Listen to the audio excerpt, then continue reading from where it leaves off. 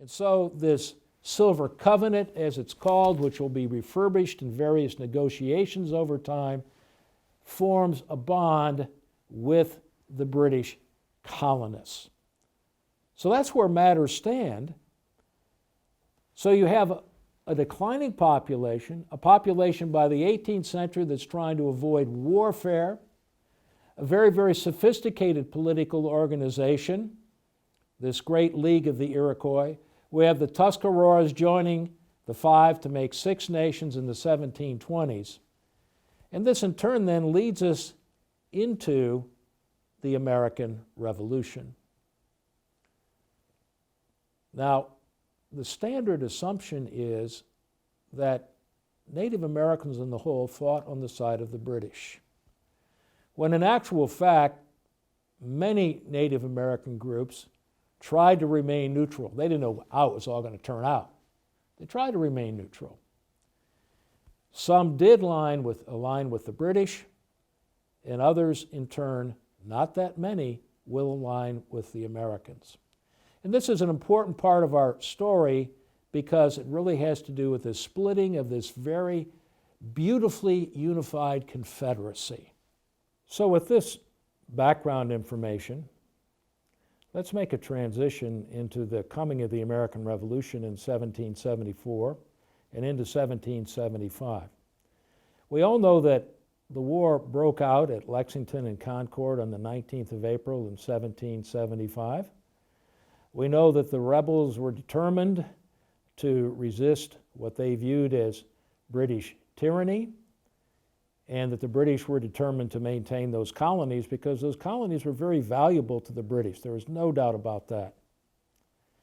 So we're in this situation now where everyone, whether you're an English settler, or let's say you're an American Indian, or let's say you're an African American in slavery, everyone has to begin to make a decision. What side am I going to be on?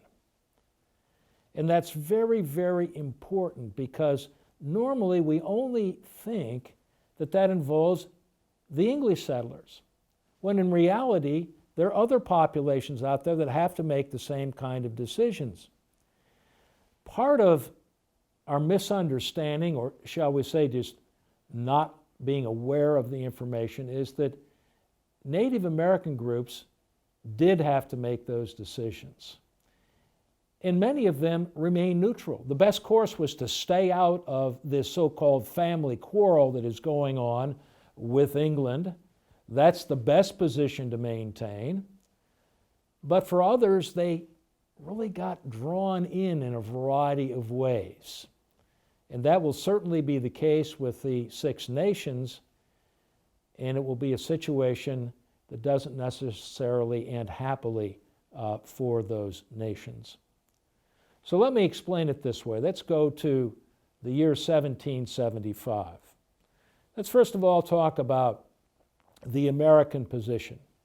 Beginning in May of 1775, the Continental Congress, well, actually a second Congress, convenes in Philadelphia. And one of the actions of this Congress is to try to get the word out, encouraging Native Americans everywhere to stay neutral, stay out of, as they put it, their words, this family quarrel with England. That message was sent to the 6 nations. We seek your neutrality. Let us work this out with our British brothers. Stay out of it.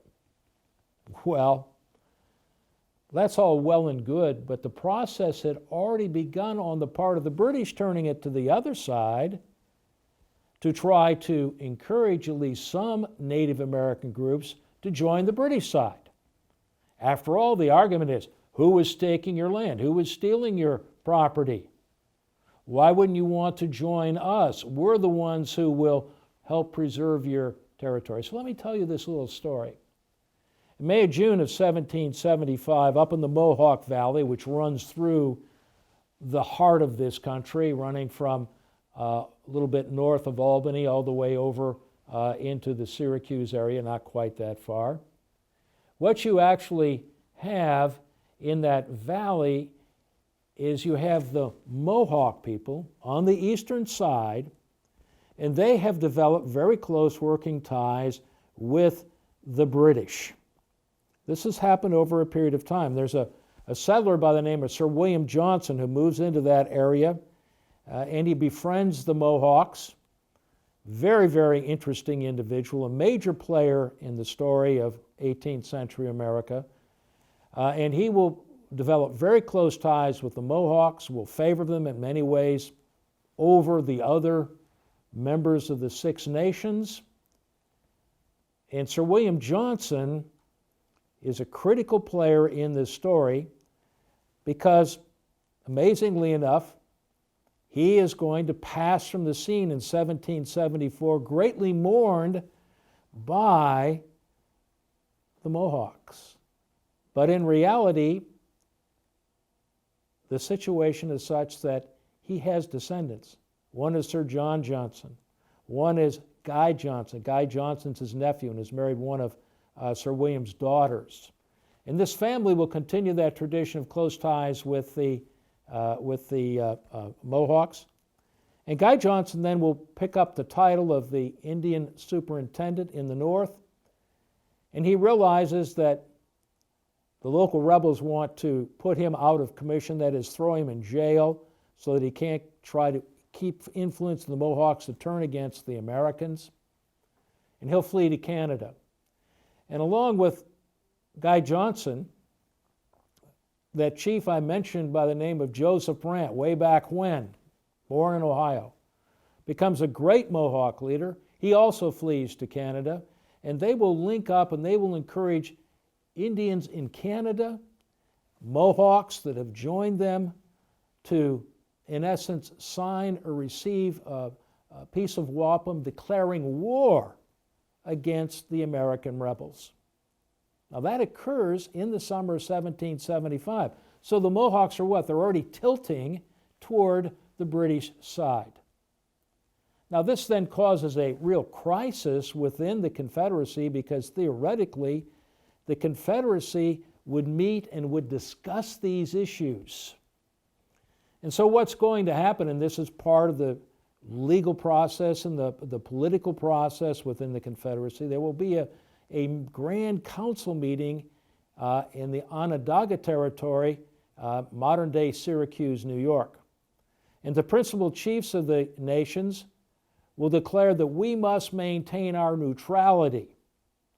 And therefore, you take those pieces of wampum declaring war, and you will return them to the Americans. The key person here is a man by the name of Philip Schuyler, great landholder in the Albany area, and he's sort of the chief negotiator, been named by Continental Congress, not only a major general in the Continental Army, but also the chief commissioner to the Indians in the area.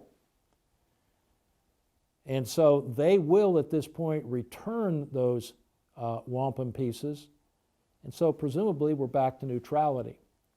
But then you move into 1776, there'll be continuing action, and more of these negotiations will go forward. And finally, you have the Mohawks actually coming out and openly supporting the British side. But remember, the Grand Council has said, that is, of all of the chiefs, we will maintain our neutrality, and that is the position that is preferred by, especially by, the Oneida Indians, those individuals which again will be a focal point of today's presentation. And opposing the Mohawks especially were the Oneida Indians.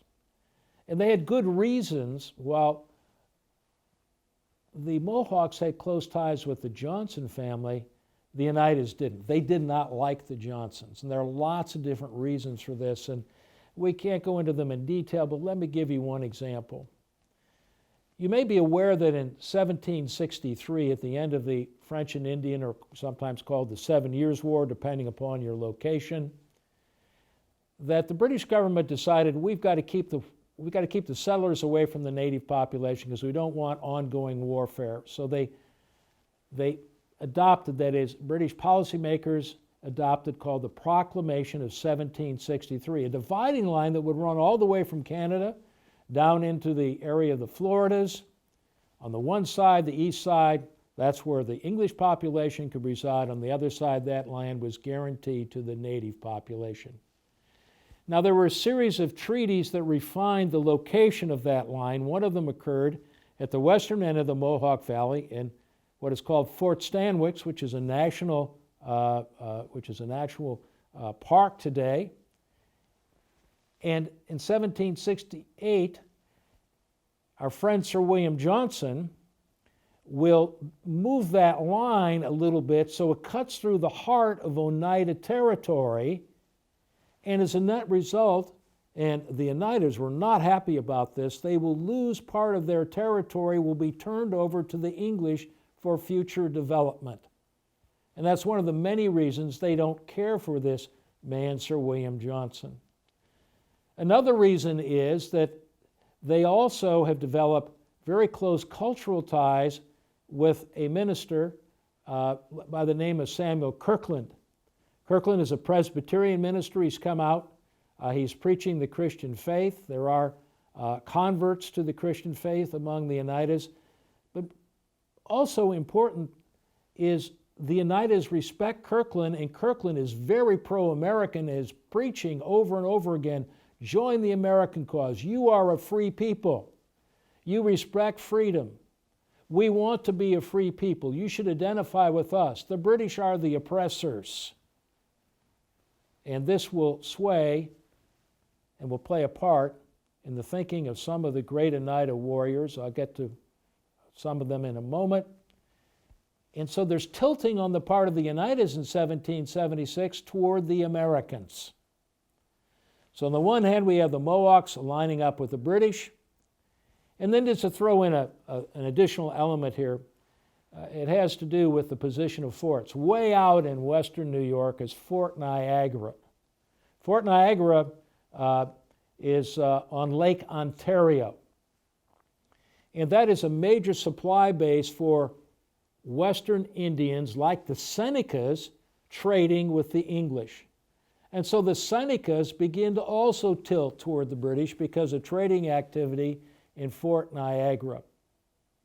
And so you can see that even though the purpose of the Confederacy is to maintain harmony, in reality, we're beginning also to become aware that different groups are leaning in different directions. Some toward the British, the Oneidas with some of the Tuscaroras leaning toward the Americans.